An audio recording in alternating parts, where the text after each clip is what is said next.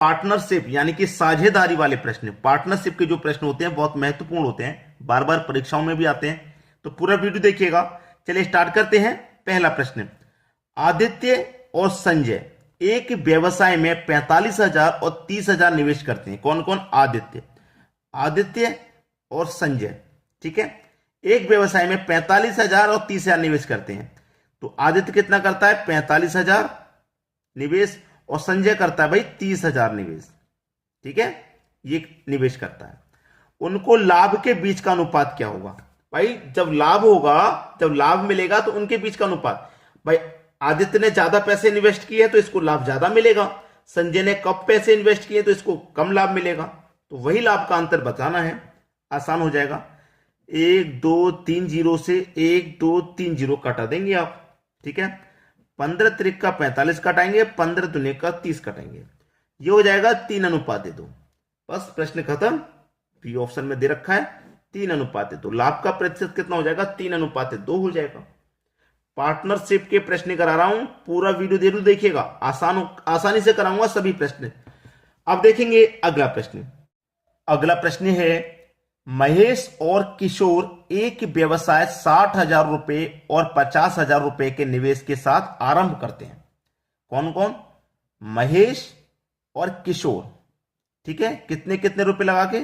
60,000 लगा के, और ये लगाता है भाई 50,000, ठीक है, लगा के एक निवेश के साथ आरंभ करते हैं, ठीक है।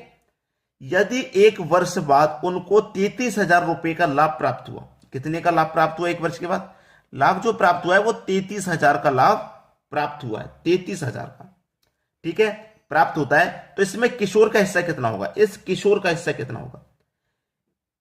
3 जीरो से 3 जीरो कट गए, 1 जीरो से 1 जीरो, 1 कट गया। इनका जो रेशियो है वो 6:5 का है, ठीक है। अब किशोर का रेशियो कितना है? 5, तो इसको 5 मिलेगा। महेश का रेशियो है 6, तो इसको 6 मिलेगा। लेकिन पूछा किसका है? किशोर का हिस्सा कितना है? किशोर का हिस्सा कितना है? 5, तो इस 33,000 का उससे 5 मिलेगा। 5 कितना मिलेगा? 5। महेश और किशोर दोनों का रेशियो जोड़ लो, कितना हो जाएगा? 5 और 6 11, बटे में कर दो भैया 11। प्रश्न यही खत्म। 11 त्रिक का 33, 1 2 3 जीरो आगे, 1 2 3 जीरो, 3 पंजे 15 और 3 जीरो यानी कि 15,000, ठीक है। किशोर को क्या मिलेगा? 15,000 मिलेगा। पहला ऑप्शन बिल्कुल सही। अगर महेश का पूछ लेता तो इस 33,000 में क्या करते? रेशियो कितना है इसका? 6 है ना महेश का, तो 6 लिखेंगे, बटे में दोनों का योग लिखेंगे 11। 11 त्रिक का 33 और ये 3 जीरो, 1 2 3, 6 त्रिक का 18 और 3 जीरो, 18,000। अगर महेश का पूछ लेता तो महेश को मिलता 18,000, ठीक है। महेश को कितना मिलता? 18,000। लेकिन पूछा किशोर का मिलेगा 15,000। और टोटल लाभ कितना भैया? टोटल लाभ 33,000 है, तो 15,000 और 18,000 मिलाओगे तो 33,000 ही तो हो जाएगा, ठीक है। दोनों का हिस्सा मैं मालूम कर लिया, किशोर को 15,000 मिलना है और महेश को 18,000। समझ में आ गई बात? चलिए अब देखेंगे अगला प्रश्न। अगला प्रश्न है, अनिल और निखिल एक व्यवसाय आरंभ करते हैं। कौन कौन? अनिल और निखिल एक व्यवसाय आरंभ करते हैं जिसमें वह 3300 और 5,000 रुपए निवेश करते हैं। कितना? 3300 और 5,000 रुपए निवेश करते हैं। यदि उनको 1660 रुपए का लाभ हुआ, लाभ कितने का हुआ? 1660 रुपए का लाभ हुआ, तो उस लाभ में अनिल का हिस्सा कितना है? ठीक है, देखिए सबसे पहले तो यहां 2 जीरो से आप ये 2 जीरो कटा लो, ठीक है। ये कितना बचा? इसका रेशियो 33 और इसका बचा 50। किसका पूछा है? अनिल का लाभ कितना है, अनिल का हिस्सा कितना है। तो अनिल का हिस्सा भाई कितना है? 33 है। अनिल का हिस्सा कितना है? 33 है। बटे में क्या करेंगे? दोनों को जोड़ के लिखेंगे। पिछले प्रश्न में भी बताया था, दोनों को जोड़ के लिखेंगे। 33 और 50 कितना हो जाएगा भैया? 83 हो जाएगा, ठीक है। 83 हो गया। देखिए 83 से 2 बार में 166 कटेगा और एक जीरो यानी कि 20 बार में कट गया। 33 का गुना कर दो 2 से, तो 33 का गुना 2 से करेंगे 66 हो जाएगा और एक ही जीरो यानी कि 660। तो यहां पर अनिल का जो हिस्सा है वो कितना है? 660 है। डी ऑप्शन बिल्कुल सही। अगर निखिल का पूछ ले तो भी कोई बात नहीं, 50 से गुना करके बटे में दोनों को जोड़ के लिख देंगे, ठीक है। क्लियर सभी को? अब देखेंगे अगला प्रश्न। अगला प्रश्न है, राहुल 45,000 के निवेश के साथ एक व्यवसाय आरंभ करता है। 6 महीने बाद संजय इस व्यवसाय में 30,000 रुपए के निवेश के साथ जुड़ता है। ज्ञात कीजिए वर्ष के अंत में वे किस अनुपात में अपने लाभ को विभाजित करेंगे। ठीक है, सबसे पहले तो राहुल आया, उसके बाद में राहुल के बाद में कौन आया, संजय आया। ठीक, राहुल ने व्यवसाय चालू किया था 45,000 रुपए लगा करके, फिर संजय भी इसमें शामिल हो गया 30,000 रुपए के निवेश के साथ, संजय भी इसमें शामिल हो गया। ठीक है, अब ये जो निवेश किया है कितने समय के लिए है, कितने समय के लिए किया है, 12 महीने के लिए किया है, 1 साल के लिए किया है, क्योंकि वर्ष के अंत में जो लाभ होगा उसे विभाजित करना। तो 1 वर्ष के अंत में लाभ होगा तो इसका मतलब 1 वर्ष के लिए निवेश किया है। बात समझ में आ गई, 1 वर्ष के लिए। सबसे पहले तो 3 जीरो से आप यहां 3 जीरो ये कटा लीजिए। ठीक है, 15 से कटेगा 3 बार में, 15 से कटेगा ये 2 बार में, इनका रेशियो आ गया 3 और 2। अब राहुल ने व्यवसाय चालू किया था तो पूरा 12 महीने के लिए चालू किया था। जो संजय है वो 6 महीने के बाद आया है। कितने महीने के बाद, 6 महीने के बाद। तो ये केवल 6 महीने बचे हैं वर्ष के अंत में। भाई देखिए, 1 वर्ष के लिए चालू किया, 6 महीने बाद आया, तो 6 महीने के लिए ही तो आया। इसने जो रुपए इन्वेस्ट किए वो 6 महीने के लिए किए और इसने पूरे 12 महीने के लिए इन्वेस्ट किए थे। क्लियर है सभी को। अब देखिए, 12 त्रिक का 36, 6 दुने का 12। ठीक है, ये आ गया रेशियो। अब इसको कटा लेंगे, 12 त्रिक का 36, 12 एकम 12, यानी कि इनका जो लाभ का, प्रॉफिट का जो अनुपात होगा किस अनुपात में बटेगा, 3:1 में बटेगा। भाई वर्ष के अंत में किस अनुपात में अपने लाभ को बांटेंगे, 3:1 में बांटेंगे, यानी कि राहुल को मिलेगा 3 हिस्सा, तो यहां पे संजय को मिलेगा 1 हिस्सा। इस अनुपात में इसको बांटेंगे 3:1, यानी कि बी ऑप्शन बिल्कुल सही जवाब हो गया। अब देखेंगे अगला प्रश्न। अगला प्रश्न है, अनिल, निखिल और सौरभ 3 व्यक्ति हैं इस बार।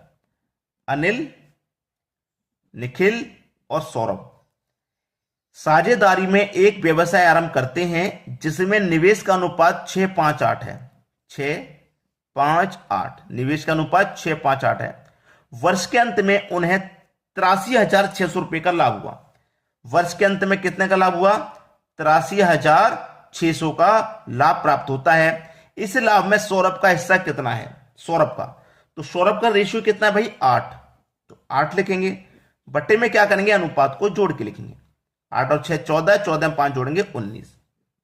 ठीक है, ये आ जाएगा। चलिए कटा देंगे 19 से, 1900 काटेंगे 836 को, तो ये 44 बार में कट जाएगा और 2 जीरो। ठीक है, 4400 हो गया। अब इसका गुना कितने से हो जाएगा भैया, 8 से हो जाएगा, कर लो। ये 2 जीरो तो लास्ट में आ ही जाएंगे आपके। 8 चौक 32 का 2, कैरी का 3 हो जाएगा। 8 चौक 32, 32 में कैरी का 3 जोड़ दो तो 35, 35,200, यानी कि बी ऑप्शन आपका बिल्कुल सही जवाब है। 35,200 किसका हिस्सा होगा, सौरभ का। ये आपके प्रश्न का बिल्कुल सही जवाब हो गया। क्लियर है, सभी की समझ में प्रश्न अच्छे से आ गया। अब देखेंगे हम अगला प्रश्न। अगला प्रश्न है, ए ने 2,000 का निवेश किया और बी ने 500 रुपए ए से अधिक निवेश किए। बी ए से अधिक किए, निवेश किए। 8 महीने के बाद सी ने 1500 का निवेश किया। 8 महीने के बाद, ये सी व्यक्ति भी है। अब देना, ए ने 2,000 रुपए निवेश किए हैं, बी ने ए से 500 अधिक किए, यानी कि इसने 2500 किए। सी आया 8 महीने के बाद 1500 किए इसने। ठीक है, चलिए सॉल्व करते हैं। सबसे पहले तो 2 जीरो से 2 जीरो सबके कैंसिल हो जाएंगे यहां पे। ठीक है, 5 से भी कटेगा, 5 से भी कटेगा, 5 से, तो 5 चौके 20, 5 पचे 25, 5 त्रिक का 15। ए ने आरंभ किया था कार्य को, ए ने, ठीक है, 12 महीने के लिए। बी ने भी साथ में किया था, 500 रुपए अधिक लगाए थे ए से, इसने भी 12 महीने के लिए। लेकिन ये 8 महीने के बाद आया है। अब 12 महीने में से 8 महीने तो गुजर गए, कितने महीने बचे, 4, तो ये 4 महीने के लिए आया है और इसे 4 महीने का ही लाभ मिलेगा। तो 12 चौके 48, ये 12 था ना यहाँ पे, 12 पंजे 60, 3 चौके 12। ठीक है, अब कटा लो भाई, किसी से कट रहा है तो 12 कम 12, 12 पंजे 60, 12 चौक 48, 4:5:1। ये इनका अनुपात निकल गया है 4:5:1। पूछिए प्रश्न में क्या दे रखा वो देखो। सी को 3500 रुपए का कुल लाभ हुआ कुल लाभ ज्ञात करें।